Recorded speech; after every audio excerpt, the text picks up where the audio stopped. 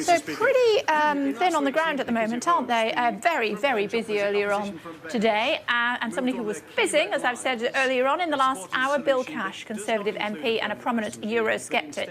He's with us now. Hello. OK. Why are you so cross? Well, it's accumulative. I've been complaining and criticising with justification about, ever since Chequers, I was completely behind the government on the Withdrawal Act. I helped them enormously to get it through. Well, I even drafted the first draft of the withdrawal bill itself back in June, before the referendum. But when we got it to the Withdrawal Act itself, and people like Ken Clarke voted for it, yeah. And many others as well, who are now trying to reverse or rejoin the European Union, whatever. And then we got into the withdrawal agreement, and then I studied it very carefully, because I'm chairman of the European Scrutiny Committee. And what it does is effectively to drive a coach and horses with a backstop through the Northern Ireland constitutional status. Then on top of that, it actually will enable other countries, by majority vote, to force laws on the United Kingdom which we will not be able to veto. So for practical purposes, we become literally subjugated to these other countries. So you've got all these different things coming together. Moreover, part of the arrangements would, if the customs union came through, for example, we wouldn't be able to trade globally. So there are so many things. And in fact, this morning, I established that there were two contradictory motions on the order paper. It gets a bit technical, so I won't be technical, but actually what it did was to effectively say that we would not be able to vote on the regulations that came through as a result of this abject surrender last night. And I said it was an abject surrender, and that's what it was. What we've been doing for the last year is constantly supplicating the European Union, supplicating them, almost asking them, in many cases asking them, well, what would you prepare to live with? And these aren't negotiations, this is surrender. And that is the problem. And so as far as I was concerned, the last straw was what happened last night. What's your take on what Bill has been saying in the chamber? You've met Rob before, of course, yes, I'm I have, sure. Of course. Yeah. Hi, Rob. I'll just move around a bit. Yeah, so, there you go. I mean, Theresa May was trying to present some of this as a win. She was trying to say some of these restrictions that could have possibly been put on. How can an own goal be a win? Yeah, but it could have been a lot worse, couldn't it? Emmanuel Macron wanted more restrictions on us not tinkering around with EU business. Tom, this is very comparative talk. No, the reality is that it is an abject surrender. In fact, it was quite clear. I mean, you've got people like Tusk, to whom I wrote yesterday when I said that I thought that the whole of their arrangements were unlawful. And that's another story altogether. We'll pursue that one at another time. But basically saying, don't waste our time. I mean, who do these people think they are?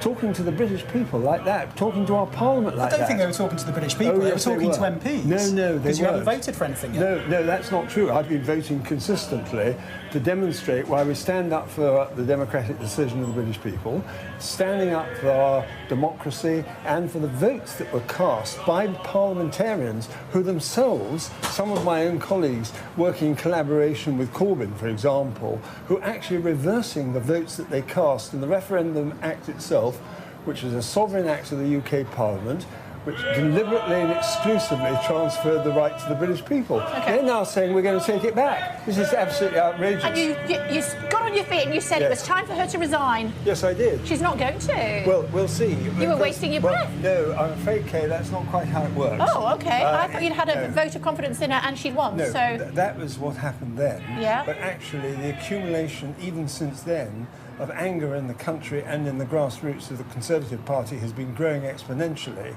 And the opinion polls in the Conservative grassroots have demonstrated this over and over again. So it's an accumulative sense of immense frustration. It does matter, actually. Why does it matter? I'll tell you why, very simply, because she is the Prime Minister of this country. Yeah. And in my opinion, that abject surrender, as I described it yesterday, plus the absolutely outrageous nature of the withdrawal agreement, adds up to a position where she said she's not going to, and there's nothing you can do about it. Well, I wait and see. I should say that. What are you planning? Well, that's a good question to which I have an answer. I have a very good answer, but it's not one that I'm going to give you right now. Why not? Well, for a very simple reason, that these things have to be carefully worked through.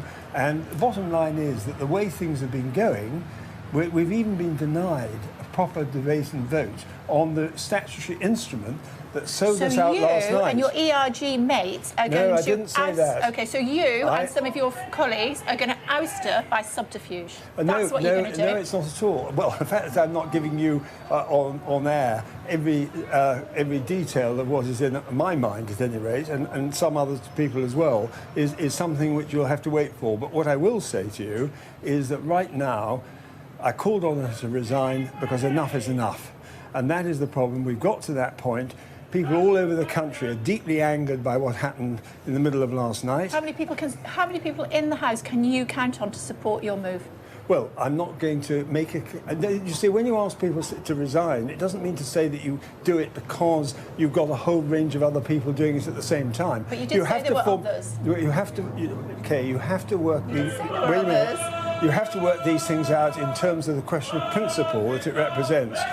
The Withdrawal Act says we repeal the 1972 Act from exit day. By extending the time, they're creating the circumstances by an abject surrender, which creates an enormous question mark over the whole viability of the Withdrawal Act. But bottom line is, if she won't go, you're going to get rid of her, by hook or by crook. I would say, look, I've made my position clear, not just today. You haven't, that's why I'm asking you. No, I have indeed. No, I've said it many times. What is your position? My position is I think she should resign. Yeah, but she's not going to. No, but what does that make your position then? It makes my position one of principle and also, if I may say so, one of determination. That is the point. Yes, well, you can say that if you like, but you know, this has happened on many, many other occasions during our history.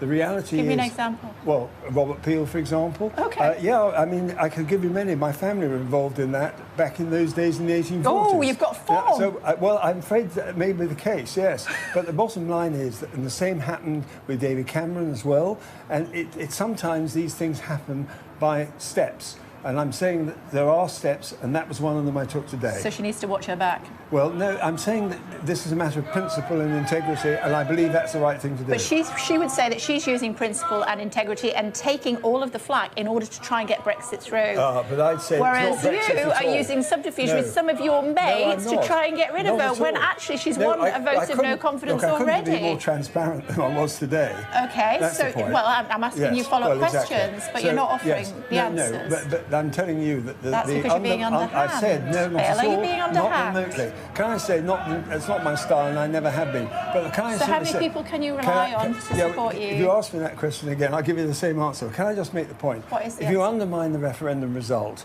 by creating circumstances through the withdrawal agreement in which we don't control our own laws, she herself said, we will not truly leave the European Union unless we regain control of our own laws. Those are her words. 100 times, she said, plus, that she would not go for an extension of time. No Brexit is better than a bad Brexit. So, you know, she changes her mind. She's entitled to do that, isn't she? Well, I'm afraid, as a matter depending on circumstance. No, I simply disagree with that in terms of what is at stake in the national interest. What is in the national interest is to carry through the decision of the British people.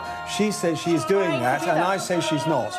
And she's not doing it for the reasons I've already set out. So it's a matter of principle and of practical impact on the referendum result. Yeah, and now as far as you're concerned, she's going to get it. Well, she certainly, I believe, should resign. OK, thank you. That's another way of putting it, I suppose. It's always a pleasure. Thank you very much indeed. Thanks a lot. Coming up on the programme for you in just